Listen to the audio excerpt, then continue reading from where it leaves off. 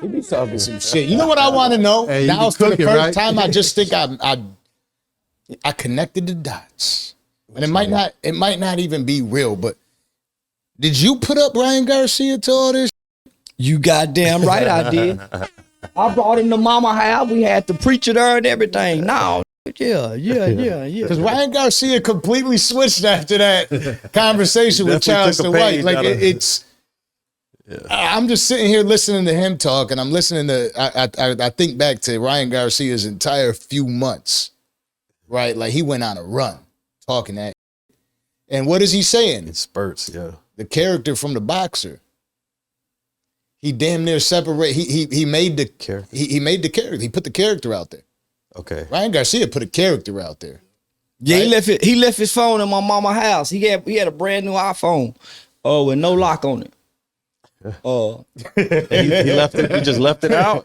Yeah, he probably got so much shit going on. So Uncle's the one that was doing the tweets. So now I took that phone and I put it in my cabinet and never looked at it, never touched it for a month because I ain't that kind of. Yeah, could have called TMZ right away. I ain't that kind of. Word. Yeah, I got good character when the lights off. Yeah, that's what it's about. Yeah. I got integrity when ain't nobody looking. Yeah, I just steal out of Walmart when ain't nobody looking. But I don't do no other kind of bullshit.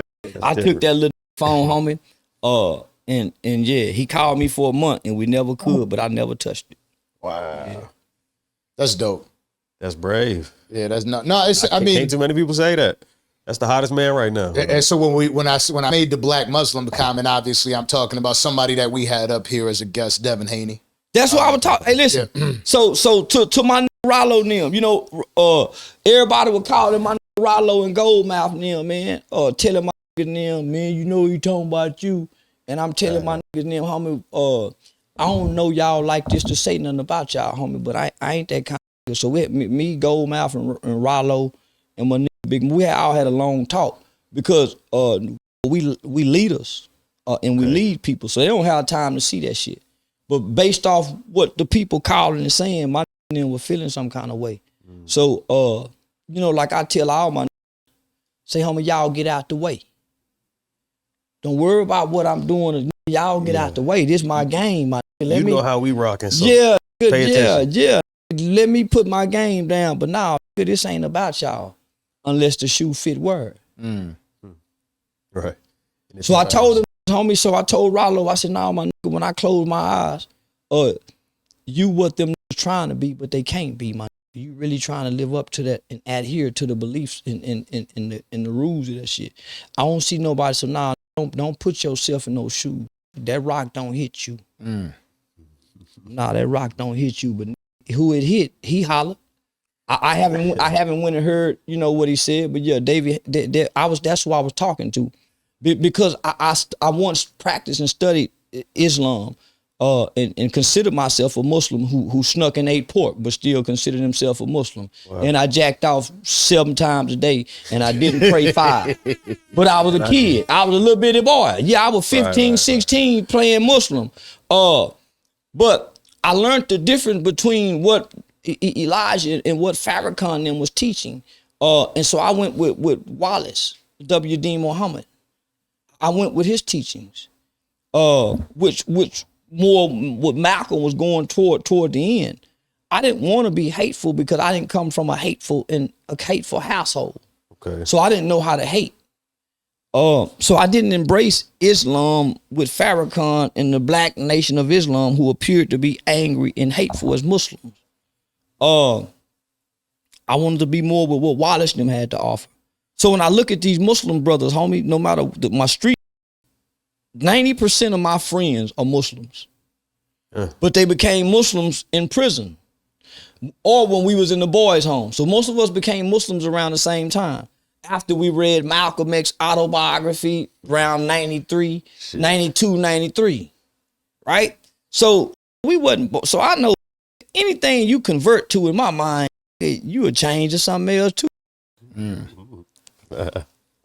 my mind, you convert to something, you would change to something else too. The right information come along. I ain't nothing but what mama and them say I need to be. mannerable, smart, intelligent, respectful. I ain't none of that bullshit. Mama them went and got whatever they got religious wise. Why would I repeat that same thing? So what I know, this generation is not gonna go read the Bible or the Quran. This generation don't give a fuck about. They're not, but they do. They give a fuck about good that they see. They give a fuck about TikTok. Nah, homie, they give a fuck about the good that they see. That's why Rollo got an army. They're out there outside of religion even. You're right on that. But on the same note, we could sit there and talk about the youth that's out there. Let me finish what I'm saying. Yeah, go ahead. Homie, everybody's impacted by a good spirit, a good spirited person, whether that's a school teacher, a janitor, a police officer, a judge, a probation officer. That influence. Or a good spirited person, right? So this book, this group here, they're not going to read the book. They don't give a damn about what the prophets got to say. So this group have to be able to access the spirit of God. So how do you get the spirit? Looking at people who claim to have the religious doctrine, the understanding of the prophets, and that's living up to the teachings and the commandments. That's how the kids access the spirit. Because now they see a good spirited person living up to this shit. So the individual who's talking, I believe this, then you're the Bible. You're the Quran. So when I look at these living Qurans and these living Bibles who say they're Muslim and they're Christian and they believe this, their actions don't align with what they believe. So I call bullshit. You can't believe that shit if you do this, if you do that. I think that was my biggest problem as a Christian going to church, is watching, looking at all the people, because there was a good run I had. I stopped being a cheating motherfucker because of going to church, right? And I'm in church, and I'm like, I was doing it for me at that time in my life. It was like an epiphany, right? So I'm like, I'm doing all sorts of shit still, but I'm not prevailing in life the way I wanted to, because I was more focused on all the than I was focused on like the real things in life that matter. And as I'm in there, like I'm couple week run, couple month turns into a couple months. I'm listening to the word, I'm listening to the preacher. And I, like for me, like you know how it starts, it's like, oh yeah, nah, this is hitting. They're talking to me. I feel it. The light shining on me in this room. And then I'm looking at everybody as time progresses, having the conversations with the people, meeting the people in there, learning what they're doing every single day. I'm like, everybody in this fucking room, they don't even value what they're listening to. They're doing it for the moment to feel good about themselves for the day. But as soon as you walk out, it changes. And I used to go to church with my mother for years. I used to watch my mama go by the sermons that the preacher would say after church. I watched that word of God and that belief system transform a woman's life. My mother just got married 4 years ago. I've never seen a man come out my mother's bedroom. I ain't never seen my mother drunk. I've never heard my mother curse out anybody. I watched my mama get saved in 1988, 89. And I remember saying, man, mama tripping. And I remember when I became Islam and me and my mother would have a battle of gods. My mother would say, well, you believe what you believe, son. I believe what I believe, and let's see who God win. I would say, mama, these white people is going to send me to prison. My mama said, yeah, but your God, but my God say that the judge's heart can change that day. My God said, son, before the fountain. So I would be arguing with my mother with these different religious beliefs. But everybody who I saw believe this didn't live like mama. Word. I've never heard my mother say anything bad about my father, whether he deserved it or not. I watched my mother, who my grandmother was born in the 30s, the 40s, who got hooked on heroin during the heroin epidemic during the 50s and the 60s. I watched my mother prayers and her God get grandmama off crack. I watched my Aunt B get hooked on crack when crack came in the early 80s. My Aunt B lost all of her kids to CPS. I watched my mama and her God pray to get Aunt B off crack, overcome cancer, and get all the kids out the foster care system and restore her back to her kids. Not only that, I watched mama then look at her 2 boys. Me at 14 with a murder case, and then my brother at 17 with a capital. We both got capital murder cases. We both rejecting our mother's God. I went Muslim. I went from Muslim to the Crip God, from the Crip God to atheist, from atheist to Satan, to being a Satanist. So I tried all this shit only for my mother God to supersede all these different, because I'm watching my mother's actions. I'm watching my mother win and beat the court system with her God.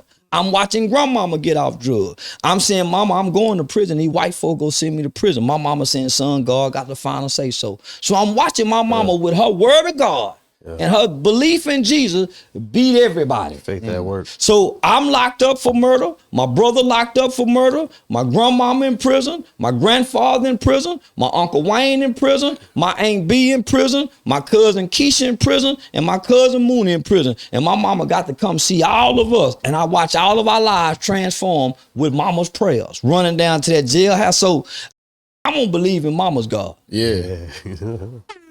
Yeah, word. I need to prove. No, because I right watch mama feed people with her God. So everybody with their God, I don't see them do nothing for the least of those. I don't see people, yo God, and I've been watching my mama with her God. Individuals like your mother are starting to cease to exist. Well, I tell myself this all the time. You have failed as a parent if your kids don't take your God. If you let the world give your children a God, you have failed as a parent. I don't care how much success. If they don't take your belief in whatever higher power, you have failed. And the only way they can take your belief, they got to see you walk it. See, I ain't see my mama go to church and then smoke cigarettes on the way home. I didn't see my mama go to church and go home and watch soap operas. I didn't see my mama go to church and go home and watch Jerry Springer. She went back and would meditate on the word. She would study the word. So all day long, that's all we would hear is the word. Faith that work. So as I'm coming through high, loaded with my sinful nature, mama say, come here, son, give me a hug. So the nurture of that hug, son, I love you. Let me pray for you before you go. Not that you smell like weed, not the shame part. I know. Come here. She go let the spirit do the homie. Come as you because are. the spirit go reveal to her. She don't even know I need this hug. She don't even know but she know when the hug is needed. So mama stay connected because she the head. So once the head align, then the rest of the family align. So I'm saying, no, if your kids don't take your God, you have failed. Yeah. So with that said, your kids, what do they take from it? My children think I'm God. My word is God to them. If I say it's all right, it's all right. If I tell them daddy go live forever, they believe daddy go live forever. So my words are God to them. Because our Father, I'm the Father. How I'm not gonna be God? And that's the position of the Father, is right beneath God. I'm God to my children. I make the sun rise to them babies. Because I make it happen. I'm like the God of their life. I'm the God of their life. Now I heard the phone calls. So why wouldn't they believe in my God when they hear me in the shower talking to the God? They ain't seeing me go to church.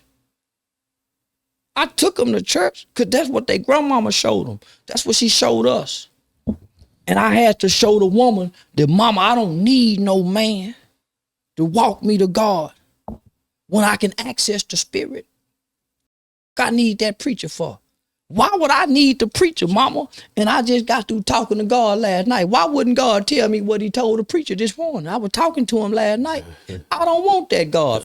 That God. And I got to go to him. The preacher the Lord told me to tell you, you're a lying motherfucker. And I just got through talking to him. He didn't say nothing to me. I was talking to God and he ain't say nothing to me. So what he talking to you for, but he won't talk to me. And I thought he didn't have no respect of person. Right. I thought God didn't favor nobody. So why do God just talk to him and not me? He a lying motherfucker. That's why God don't talk to nobody. God don't communicate with nobody. What's wrong with you? Have you heard of this guy?